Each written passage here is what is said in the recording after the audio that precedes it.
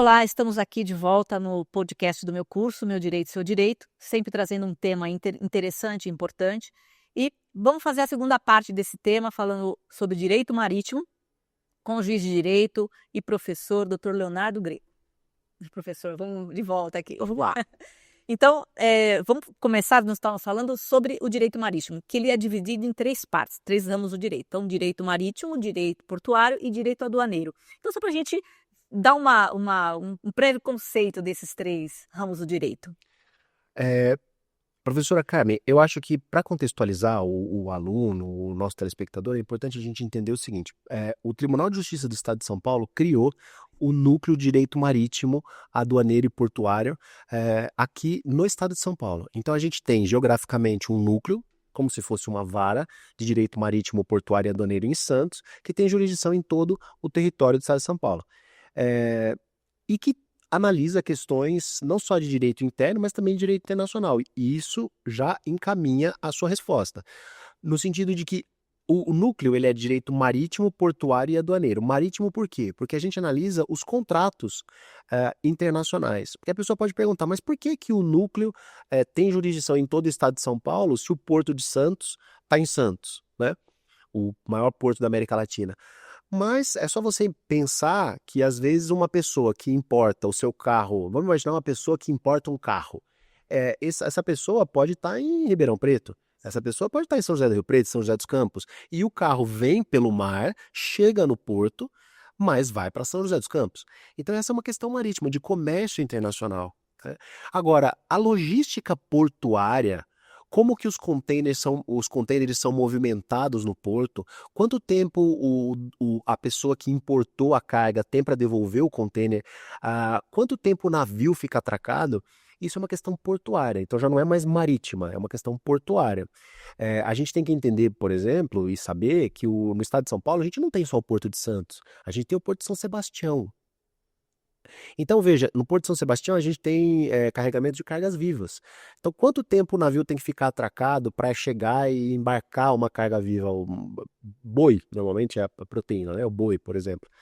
Então, essa é a questão portuária. Então, nós já vimos a questão marítima, que é o comércio internacional, o comércio marítimo. O Brasil, mais de 80% do comércio brasileiro, do que sai do Brasil e do que entra no Brasil é pelo mar, não é aéreo, não é navegação aérea, é navegação marítima.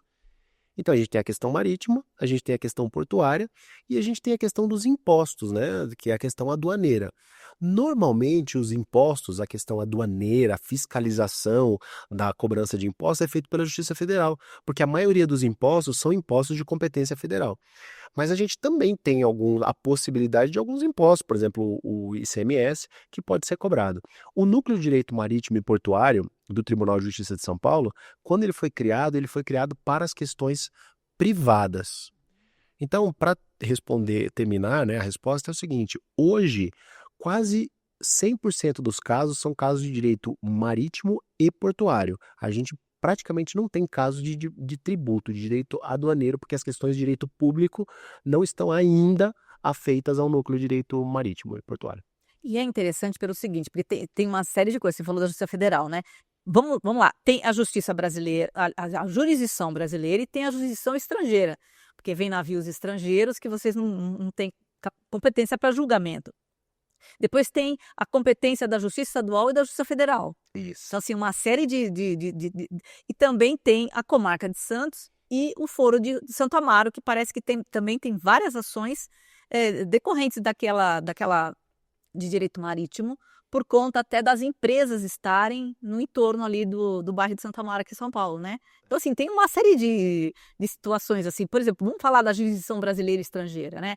Como é que acontece? Por exemplo, um navio estrangeiro vem aqui, bate em outro, ou, sei lá, acontece algum acidente, alguma coisa. Olha, essa pergunta só é uma pergunta de sniper. É um tiro no alvo, né? Porque com um único tiro você... vamos começar então falando se a gente conseguir gravitar entre jurisdição e competência, a gente consegue pegar tudo. Então, realmente é isso. A gente tem que analisar as questões que acontecem aqui no Brasil. Então vamos partir desse princípio. E isso não é tão simples, porque às vezes as questões acontecem, mesmo as questões que acontecem aqui no Brasil, elas podem ser julgadas fora do Brasil porque houve uma convenção de arbitragem. Então, hoje em dia, a lei de arbitragem, que há algum tempo atrás não tinha, demorou para pegar, sabe, Carmen? Hoje ela está a todo vapor, né? A Fiesp tem uma câmara de arbitragem, a gente tem várias câmaras. A antiga ministra, Ellen Grace, hoje atua com arbitragem, né? Então, mesmo quando as questões acontecem no país, uma questão de direito privado, elas podem ser levadas para o estrangeiro para ser julgada no estrangeiro por um árbitro, por exemplo. Agora a gente supera a questão da jurisdição e passa para a competência. Quando a gente fala das questões que acontecem no Brasil e que são julgadas pelo Brasil, a gente tem que analisar de quem é essa competência. Então, quando o navio ele pratica, ou o navio, ou mesmo os empresários que estão negociando, praticam um ato que tenha interferência ou que tenha reflexo na jurisdição brasileira, o juiz brasileiro passa a ter competência. E aí a gente vai analisar, essa competência é do juiz estadual ou do juiz federal? As questões comerciais normalmente são do juiz estadual. O juiz estadual é que julga esses contratos maritimistas, por isso que o núcleo existe. Mas o juiz estadual, por exemplo, praticamente não tem competência para analisar as questões ambientais. A gente estava falando de questão ambiental. Então, se tiver existe uma questão que é uma questão muito controvertida em Santos, que é a questão da água de lastro, né? Que é uma água que o navio solta e não deveria soltar no Porto de Santos. Mas, enfim, o aluno que tiver interesse vai pesquisar isso. Essa questão ambiental é da Justiça Federal, Tá. não da Justiça Estadual. Aí vem a questão que você me fala, mas peraí, mesmo na Justiça Estadual, então eu fui afunilando, né? Mesmo na Justiça Estadual, existe eu ouvi dizer que tem muitas empresas aqui em Santo Amaro e que levam os processos para Santo Amaro. Pois é, o Núcleo de Direito Marítimo e Portuário, ele vai completar na próxima semana 2 anos de existência. Então, antes do núcleo direito marítimo e portuário, essas questões maritimistas, elas eram julgadas por qualquer juiz no Brasil. E, evidentemente, se você tem muitas empresas perto de Santo Amaro, eles vão judicializar suas questões em Santo Amaro. Mas não só em Santo Amaro, em todo o estado. A gente tinha o nosso maior volume de causas de demurrage, que é o atraso na devolução do container.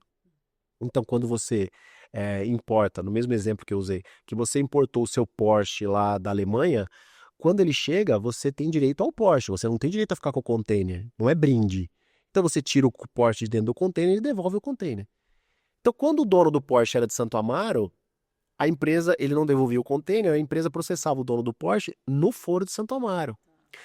Hoje, essas questões, se é uma questão de demurrage, se é uma questão marítima e que chega em Santo Amaro, o juiz de Santo Amaro faz o quê? Manda para Santos. Tá.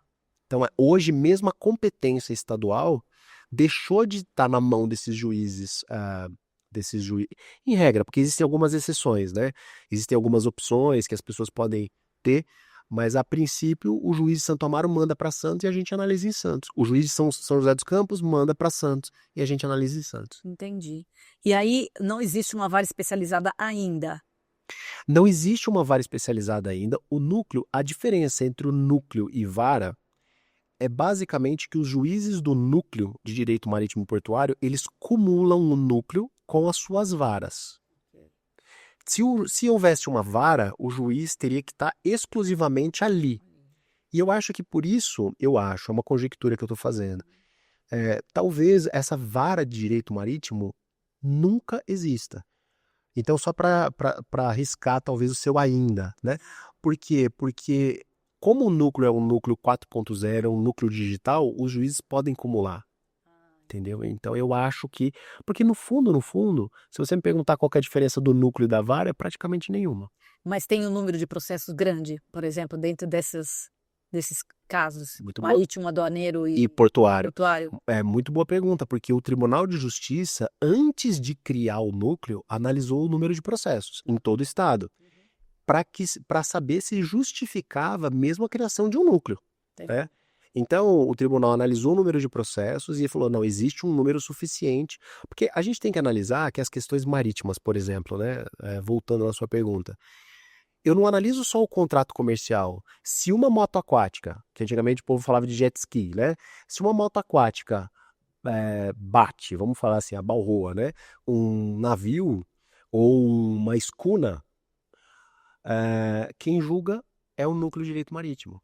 Então o fulano saiu de Bertioga, bêbado, bebeu e dirigiu, não pode. Saiu de Bertioga, pegou sua moto aquática, saiu para fazer alguma coisa e bateu numa outra moto aquática. É um acidente de trânsito, né? Esse acidente de trânsito quem julga somos nós também. Que interessante. Então essa é uma questão marítima que não envolve contratos.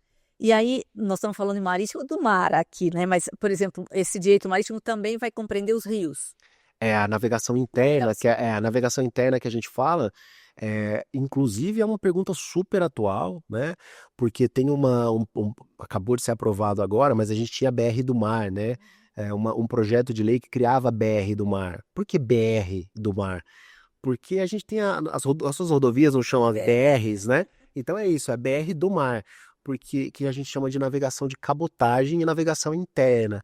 Então, quando a gente faz navegação marítima dentro do país, não sai do país, dentro do país e as navegações fluviais, as navegações internas, a gente está falando também de uma questão marítima. Claro que a navegação fluvial ela não está propriamente na marítima, mas a navegação fluvial é importantíssima para o país, é importantíssima. E isso está sendo discutido também quando a gente fala. Isso se discute também quando se fala de navegação de cabotagem. Então, quando a pessoa ouvir falar de navegação de cabotagem e navegação interna, é isso: navegação pelos rios e navegação pelo mar, mas dentro do espaço nacional, né? Interessante. Agora, esse núcleo, por exemplo, ele só existe no estado de São Paulo, ele está no Brasil inteiro, porque tem uma, né, a região costeira aí do Brasil é enorme, e outros estados também estão dentro desse núcleo, como é que funciona? Não. O que acontece é que o Tribunal de Justiça foi De São Paulo. de Tribunal de Justiça de São Paulo, muito bem colocado. O Tribunal de Justiça de São Paulo foi e está sendo pioneiro em criar isso, né? Há 2 anos o núcleo está criado, só existe no estado de São Paulo. Eu e os outros colegas do núcleo, a gente sai para dar algumas palestras nos outros estados, porque, por exemplo, o estado de Santa Catarina já começou um projeto para se criar, a gente tem um porto importante em Santa Catarina. O Paraná também quer criar o núcleo de direito marítimo e portuário no seu estado. E caberia, viu, Carmen, em vários estados, a gente tem, é o que você notou, a gente é um Brasil com uma costa imensa. Então, essa ideia do estado de São Paulo já está sendo divulgada para os outros tribunais. Aí a questão é dos próprios tribunais. Hoje, por hoje, a gente só tem São Paulo, com jurisdição em todo o estado de São Paulo. Interessante. E aí o fato de ser 4.0 é porque todo ele é digital. Todo ele é digital. Essa é uma questão interessante, porque em alguns casos, a gente falou no começo, né, da arbitragem, e a gente tem que falar da eleição de foro, né? Então, alguns a gente chama de player. Então, essas figuras, esses jurisdicionados, que são as empresas e tudo mais, a gente chama de player. Essas empresas, elas começaram a ver que é interessante você ter um juiz que conhece de direito marítimo e que conhece de direito portuário. Eu estava comentando com um amigo meu, que é juiz no interior de São Paulo, ele falou, caramba, tem uma questão de demurrage lá, que é o atraso na devolução do container. E ele falou, caramba, eu não sei o que é demurrage. Né? Quando eu sou do interior de São Paulo, quando eu estava no estado de São Paulo, eu entendia de corte de cana, que hoje já está tudo mecanizado. Então, esses empresários, eles começaram então a eleger o Foro de Santos, mesmo empresas que não são do estado de São Paulo. Por quê? Porque ali você tem, primeiro, juízes especializados na matéria, e segundo, é totalmente digital.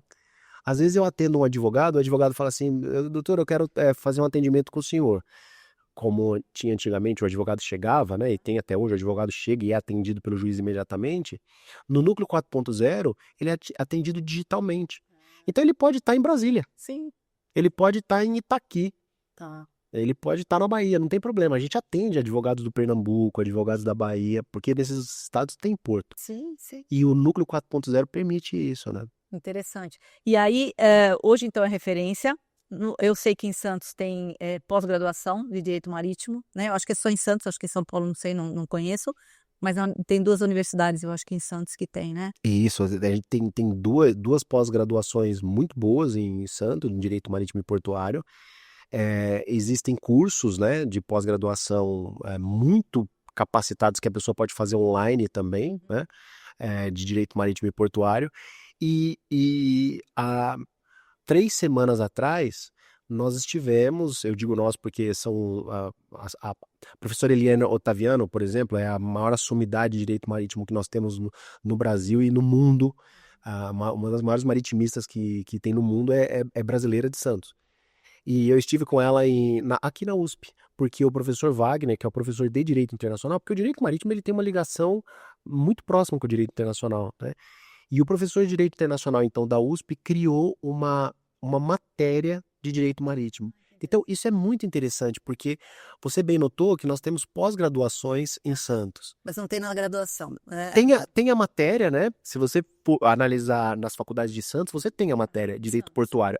Só em Santos. Mas isso precisa estar no estado inteiro. Sim. Isso é uma oportunidade de trabalho para o nosso aluno. Sabe, o aluno que está... Imagina quanto... Olha, Carmen, uma das maiores das maiores commodities que a gente importa, o que a gente mais importa aqui no Brasil, ou uma das coisas que a gente mais importa é a proteína animal. Então, a carne bovina, carne de frango. E quem produz isso está em Ribeirão Preto. Sim. Quem produz isso está em Araçatuba, está em São José do Rio Preto. Então, por que não ter um advogado especializado nessa importação, nessa exportação? A gente tem grandes frigoríficos que são especializados no abate do animal de acordo com as técnicas halal, que é a técnica dos países muçulmanos. Por que não você ter um advogado especializado nisso no interior? Sim. Então, essa vinda do direito marítimo, essa saída do direito marítimo de Santos para São Paulo, na USP, é uma coisa muito importante para que o direito marítimo possa ser mais conhecido. E vai refletir, né? Porque a USP acaba sendo, sei lá, uma semente ali para poder refletir nas demais faculdades também e olhar para esse ramo do direito, que é importante, né? Querendo ou não. USP, a gente só precisa falar USP. Sim. A gente só precisa falar Largo São Francisco, a gente fala da USP, acabou. E isso vai ser uma grande... E é um ramo que se abre para os nossos estudantes, né? A gente está despejando muitos alunos no mercado, é importante que esses alunos conheçam o mercado para eles poderem se colocar, né? E outros ramos do direito, né? Porque é um ramo que não é falado, a gente ouve, né? E não imagina que é uma riqueza de detalhes aqui tão importante. E ele é multidisciplinar, né? Porque, querendo ou não, os três ramos do direito abarcam todas as áreas do direito administrativo, constitucional, civil, penal, totalmente. Por exemplo, comércio internacional, as várias áreas do direito, que é o que você falou, o tributário, o empresarial, o ambiental, o internacional. Nossa, o direito marítimo e portuário, ele tem uma ligação muito próxima com o direito internacional. Civil, de reparação de danos, responsabilidade civil, tudo, né? Total. E quando você fala de interdisciplinar, é interessante a gente pensar que... Vamos voltar no primeiro ano da faculdade de Direito. Eu disse isso na USP, né? Quando eu fui dar aula na USP, eu disse isso na USP. Eu falo assim, olha, gente, a grande questão do direito marítimo é a capacidade de subsunção, aquilo que a gente aprendeu no primeiro ano de faculdade, que é a adequação do fato à norma, né? Então é assim, quando eu tenho que adequar o que o Código Civil fala sobre locação, eu mais ou menos sei o que é locação.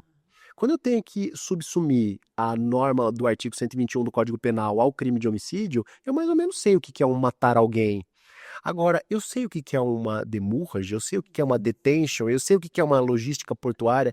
Então, realmente, muitas vezes, eu tenho que me servir do cara que entende de logística portuária, porque senão eu não consigo fazer esse encaixe. É multi e interdisciplinar mesmo. Maravilhoso isso, né? Muito. Bom, eu acho que é interessantíssimo, eu acho que faltou alguma coisa para a gente falar aqui, falando da pós-graduação, que eu queria ter falado, acho que é isso. Eu acho só que o que a gente precisa deixar muito claro e o que pode ser de interesse para os alunos é duas questões. A primeira questão é a questão da criação do núcleo de direito marítimo.